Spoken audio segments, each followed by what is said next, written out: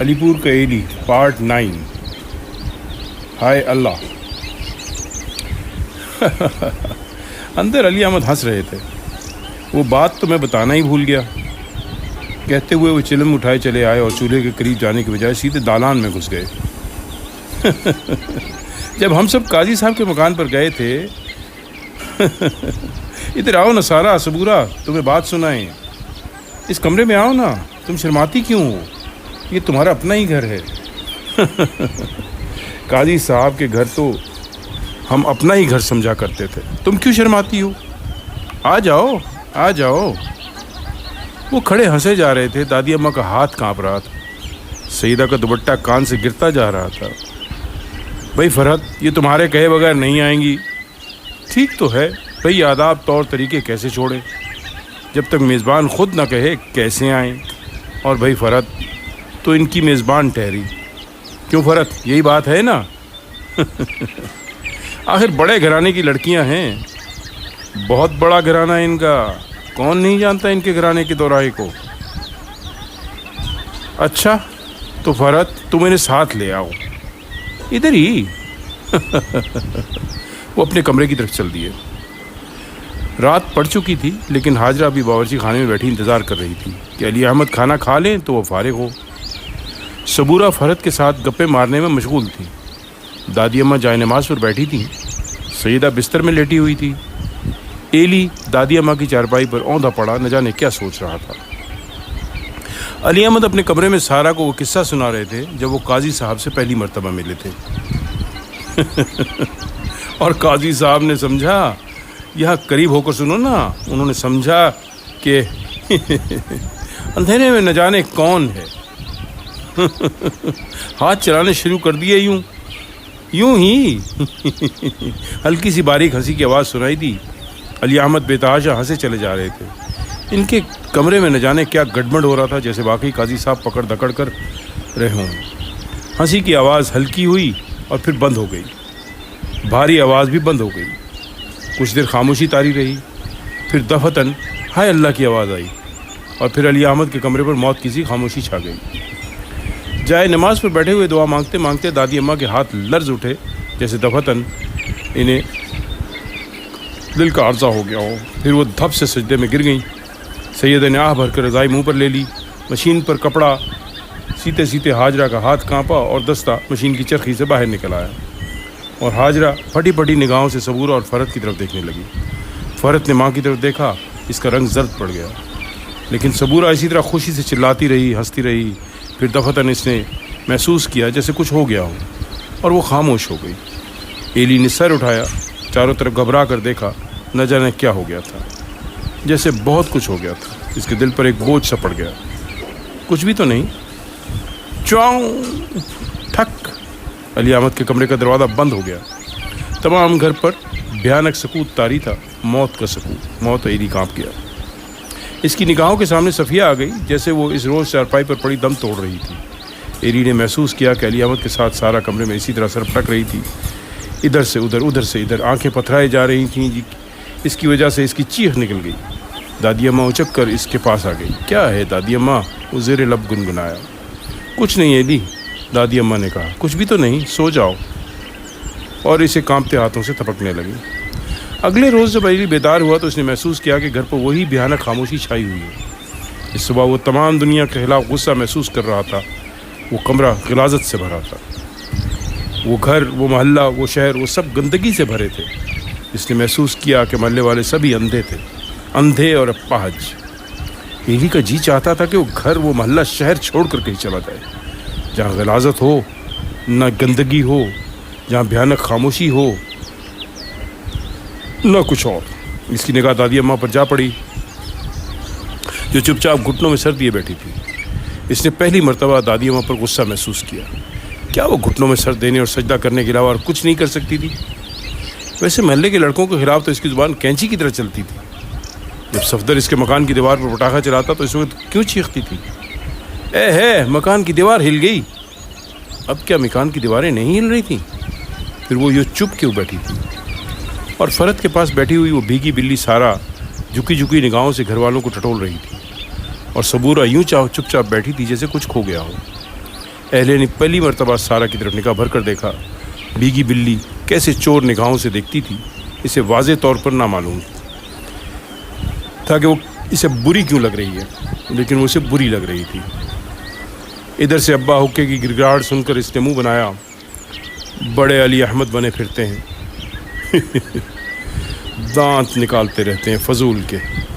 باہر دادی اماں بیٹھی بار بار دالان کی طرف دیکھ کر آہیں بھر رہی تھی اور سیدہ چپ چاپ بیٹھی آلو چھیل رہی تھی۔ حاجرہ تو خیر برتن دھونے کے سوا کچھ کر ہی نہ سکتی تھی۔ ایلی دل ہی دل میں بل کھاتا رہا، اگرچہ اسے معلوم نہ تھا کہ وہ کیوں بل کھا رہا ہے۔ پھر گھر میں یہ دستور ہو گیا، علی احمد سارا دن اپنے کمرے میں بیٹھے رہتے، اگرچہ دن میں ایک مرتبہ خود حقہ کی چلم اٹھا کر دالان کی طرف چلے آتے، حالانکہ انہوں نے کبھی خود چلم نہ بھری تھی، اور پھر حاجرہ کے کمرے میں جھانکتے، کیا ہو رہا ہے بھائی؟ سارا صبورہ گپیں چل رہی ہیں؟ خوب خوب، صبورہ کو گپیں بڑی پسند ہیں۔ دن میں 2-1 بار ارجمند آ جاتا، ایلی ایلی بھائی وہ سوال چھٹی مشق کا 15واں سوال وہ کیسے ہوگا؟ اپن سے تو نہیں ہوتا بھائی۔ بھائی واہ، آج تو سندلی پیراہن زید تن ہے، یہ آج معلوم ہوا کہ چاہ غب غب سندلی پیراہن پر کیا بہار دیتا ہے۔ رفیق آ کر پوچھتا، پھوپھی آج مچھلی بہت سستی بک رہی ہے، کیا خریدو گی؟ اور چھپ چھپ کر اندر جھانکتا، آہیں بھرتا۔ رات پڑتی کو علی احمد آتے، صبورہ سو گئی کیا؟ ابھی نہیں سوئی؟ یہی تو عمر ہے گپے ہانکنے کی۔ اور سارا تو دیر تک جاگنے کی آتی ہے، کیوں سارا؟ اچھا بھائی، یہ کہہ کر وہ باہر نکل آتے اور پھر دالان سے آواز دیتے، فرت کی ماں، صبورہ سو جائے تو مجھے آج کا حساب لکھوا دینا۔ اور وہ عجیب انداز سے ہنسنے لگتے۔ اس پر حاجرہ کہتی، ہائے لڑکیوں، اتنی دیر ہو گئی ہے، اب سو جاؤ۔ اور فرحت فوراً لیٹ کے کہتی، بھائی ہم تو اب سوتے ہیں، نیند آ گئی، آؤ صبورہ تم بھی سو جاؤ۔ اور وہ زبردستی صبورہ کو لٹا لیتی اور پھر آنکھیں بند کر کے یوں پڑ جاتی جیسے نہ جانے کب کی سوئی ہوئی ہو۔ سارا چپ چاپ اپنی چارپائی پر چلی جاتی، مگر وہ لیٹتی نہ تھی، ایک طرف چپ چاپ بیٹھی رہتی۔ اس پر حاجرہ محسوس کرتی جیسے کمرے میں گھٹن پھیل رہی ہو، اور وہ کسیانی ہنسی ہنس کر کوئی بات چھیڑنے کی کوشش کرتی، مگر سارا چپ چاپ بیٹھی رہتی۔ پھر جب صبورہ سو جاتی تو علی احمد کی آواز آتی، فرت کی ماں، آج کا حساب تو لکھوا دو آ کر۔ صبورہ سو گئی ہے نا؟ علی احمد کی آواز سن کر دادی اماں کا سر ہلنے لگتا اور وہ رکوع کے بغیر ہی سجدے میں گر جاتی۔ ادھر سارا کنکھیوں سے حاجرہ کی طرف دیکھتی، حاجرہ اٹھ بیٹھتی اور سارا چپ چاپ اس کے پیچھے چل پڑتی۔ جب وہ صحن سے گزرتی تو سیدہ اپنا منہ رضائی میں لپیٹ لیتی، ایلی گھبرا کر اٹھ بیٹھتا، لیکن دادی اماں نماز پڑھتے ہوئے ہاتھ بڑھا کر اسے تپکنے لگتی۔ کچھ دیر بعد حاجرہ ان کے کمرے میں جھانکتی، سو گیا؟ ایلی کو جاگتے دیکھ کر گھبرا کر بات بدل لیتی، اور حاجرہ کے جانے کے بعد گھر پر ہنگامہ خیز ثبوت طاری ہو جاتا۔ پھر ایک رات جب صبورہ اور فرحت حسب معمول باتیں کرتے کرتے لیٹ گئی تھیں اور سارا دوپٹے اوڑھے یوں صبورہ کی چارپائی کے کونے پر بیٹھی تھی جیسے اسے ابھی کہیں اٹھ کر کہیں جانا ہو، اور حاجرہ منتظر کھڑی تھی کہ کب آواز پڑے اور وہ سارا کو راستہ دکھا کر اپنے فرض سے فارغ ہو جائے، کہ دفعتاً علی احمد کی آواز سنائی دی، جیسے وہ بالکل ہی بدلی ہوئی ہو۔ صبورہ جاگ رہی ہے، انہیں سر تال میں کہا۔ صبورہ! حاجرہ کے ہونٹ ہلے، جس نے حیرت سے چھوٹی سی بچی کی طرف دیکھا جس نے ابھی افوان شباب میں قدم رکھا ہی تھا۔ صبورہ! سیدہ کی آنکھیں یوں کھلی رہ گئیں جسے دفعتاً بینائی سے محروم ہو گئی ہوں۔ دادی اماں نے صبورہ کا نام سنا تو اس نے پہلی ہی رکعت میں سلام پھیر دیا۔ کس نے بلایا مجھے؟ صبورہ اٹھ بیٹھی۔ مجھے بلایا ہے؟ مجھے؟ چچا نے بلایا ہے؟ اس کی آنکھوں میں عجیب سی چمک لہرائی۔ مجھے بلایا ہے؟ مجھے؟ اور وہ شور مچاتی چلاتی ہوئی بولتی ہے، آ رہی ہوں، آ تو رہی ہوں میں۔ اور پھر آپ علی احمد کے کمرے کی طرف چل پڑی۔ یہ دیکھ کر سارا بیٹھی بیٹھی چارپائی پر ڈھیر ہو گئی جیسے کوئی گٹھڑی گر کر اوندھی ہو گئی ہو، اور فرحت میں منہ موڑ کر اوپر کمبل لے لیا، اور حاجرہ پھٹی پھٹی آنکھوں سے دیکھتی رہی۔ چراؤں ٹھک دروازہ بند ہو گیا، گھر پر سناٹا چھا گیا۔ ایلی نے دانت پیس کر رضائی پر گھونسا مارا۔ اس روز دادی اماں اسے تھپکنا بھول گئی۔ اس نے یہ بھی نہ کہا، سو جا ایلی، کچھ بھی نہیں، کچھ بھی تو نہیں۔ لو لیٹر اگلے روز ایلی ارجمند کے گھر بیٹھا تھا اور ارجمند اسے سمجھا رہا تھا، بڑی والی کو نہیں، چھوٹی والی کو، اور جو گلابی سی ہے۔ اچھا، ایلی نے سمجھے بغیر کچھ کہنے کی غرض سے کہا۔ ارجمند نے زیر لب کہا، سب بڑی والیاں بیکار ہوتی ہیں، ان سے عشق نہیں ہو سکتا، اس لیے انہیں لو لیٹر نہیں لکھا جا سکتا، اور اگر لکھو تو بیکار۔ پوچھو کیوں؟ اس لیے کہ ان کا دل دھک دھک نہیں کرتا، اور دل دھک دھک نہ کرے تو پھر عشق کیوں کو رو سکتا ہے؟ سمجھے کیا؟ تو جانے من لو لیٹر چھوٹی والی کو لکھا جائے، ہکوری ڈکوری کو۔ لو لیٹر؟ ایلی نے ہونٹوں پر زبان پھیری۔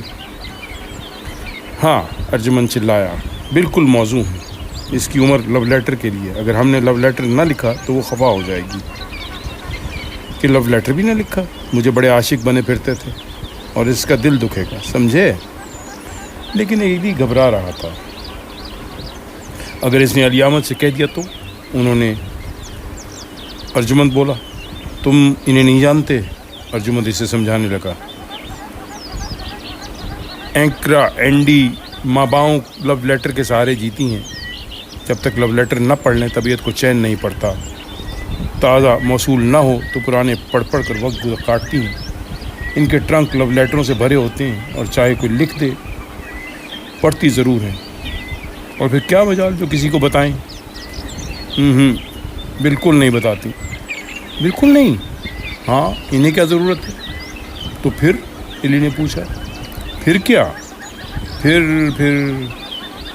اوڑ اور ایک اور لو لیٹر۔ اچھا، ایلی نے تھوک نکلنے کی بیکار کوشش کی۔ کس چیز سے لکھیں؟ میں بتاؤں؟ آنسوؤں سے لکھیں؟ مگر آنسو آئیں گے کہاں سے؟ ہم تو بھائی ہنسنے کے قائل ہیں، رونے کے نہیں۔ البتہ خون سے لکھنا آسان رہے گا۔ وہ کیسے؟ پنچ بولیں گے کیا؟ تکلیف نہ ہوگی؟ واہ، اس میں کیا ہے؟ سوال یہ ہے، لڑکیاں خون پسند نہیں کرتی، اس لیے سیاہی سے لکھ دو۔ اچھا، لیکن لکھیں کیا؟ ایلی نے پوچھا۔ یہ مسئلہ تو چٹکی بجانے میں حل ہو جائے گا۔ ہاں، ارجمند نے کہا، یہ اتنے پریم شاستر پڑھے، ان میں سے چن لو۔ ارجمند نے کشمیری بازار کی چھپی ہوئی 4 ورق کی کتابوں کا ایلی کے سامنے ڈھیر لگا دیا۔ سارا دن وہ خط کا موضوع چھاٹتے رہے، آخر شام کے 4 بجے قریب خط مکمل ہو گیا۔ اس میں زیادہ تر شعر لکھے ہوئے تھے۔ مائی ڈیئر لکھوں، میری جان لکھوں یا دلربا لکھوں، اے جانے من میں تم کو القاب کیا لکھوں۔ یہ شعر تو القاب کی حیثیت رکھتا تھا۔ نفس مضمون کا شعر یہ تھا، اس حسن تیرے کی بیوٹی نے میرے جنٹل ہارٹ کو توڑ دیا، جب سے تم پر ہوا ہوں شیدا، نائٹ سلیپنگ چھوڑ دیا۔ اس شعر کے چناؤ میں بڑی لیدے ہوئی تھی، مگر ارجمند نے صاف اعلان کر دیا تھا کہ اگر یہ شعر نہ لکھا گیا تو لیٹر ادھورا رہ جائے گا، کیونکہ اسکول کی لڑکیاں صرف انہی شعروں کو پسند کرتی ہیں جن میں انگریزی کی چاشنی ہو، ورنہ وہ اپنا لو لیٹر کسی سہیلی کو بھی نہیں دکھا سکتی کہ وہ یہ نہ سمجھ لے کسی گنوار نے لو لیٹر لکھا ہے۔ ارجمند کی بات معقول تھی، اور نہ بھی ہوتی تو بھی ایلی لکھنے پر مجبور تھا، کیونکہ اسے تو لو لیٹر کے متعلق علم ہی نہ تھا۔ وہ یہ نہ جانتا تھا کہ لو لیٹر لکھنے سے ہوگا کیا۔ شام تک لو لیٹر تو مکمل ہو گیا، لیکن اسے صبورہ تک پہنچانا بڑا مشکل مرحلہ تھا۔ ایلی کا دل دھڑک رہا تھا، اس کی قمیض کی وہ جیب جلتی ہوئی محسوس ہو رہی تھی جس میں اس نے لو لیٹر اس کی جیب میں ڈال دینا، اور جیب میں نہ ڈال سکو تو اسے دور سے دکھا دینا، دیکھ کر وہ بےقرار ہو جائے گی اور خود ہی منت کر کے مانگ لے گی۔ دوسری تجویز تو ایلی کے لیے قطعی طور پر ناقابل قبول تھی، دکھانا بڑی ضرورت کا کام تھا، البتہ چوری چوری اس کی جیب میں رکھنا شاید ممکن ہو، لیکن دقت یہ تھی کہ اس کی قمیض میں جیب نہ تھی، عجیب قمیض پہنتی تھی۔ وہ اس نے پہلی مرتبہ دیکھا کہ اس کی قمیض شروع سے لے کر آخر تک انوکھی تھی، جا بجا چھٹیں پڑی ہوئی تھیں، کہیں کھلی، کہیں تنگ، کہیں کچھ، ایسی قمیض تو محلہ بھر میں کسی کے نہ تھی۔ پھر جب دونوں بہنیں بیٹھی باتیں کر رہی تھیں تو دفعتاً اسے لو لیٹر کا خیال آیا اور پسینہ آ گیا، دل دھڑکنے لگا، لیکن ہمت کر کے اس نے وہ رکا اس کے جوتے میں ڈال دیا۔ جلدی میں سے یہ بھی معلوم نہ ہو سکا کہ وہ جوتا کس کا تھا، سارا کا یا صبورہ کا۔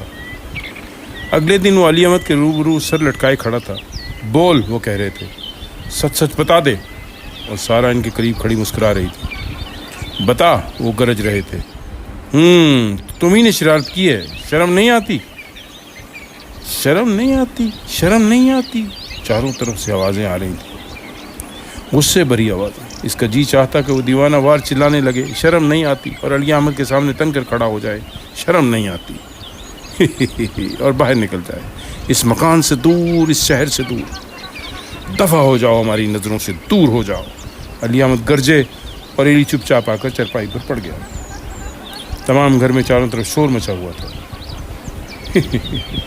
शर्म नहीं आती? काजी साहब तो समझ लो हमारे भाई थे, ज़रा करीब हो जाओ ना। शर्म नहीं आती, शर्म नहीं आती, शर्म नहीं आती, मोहल्ले के कौवे चिल्ला रहे थे। चिराऊं ठक, अली अहमद का दरवाज़ा बंद होते हुए कर रहा था। शर्म नहीं आती।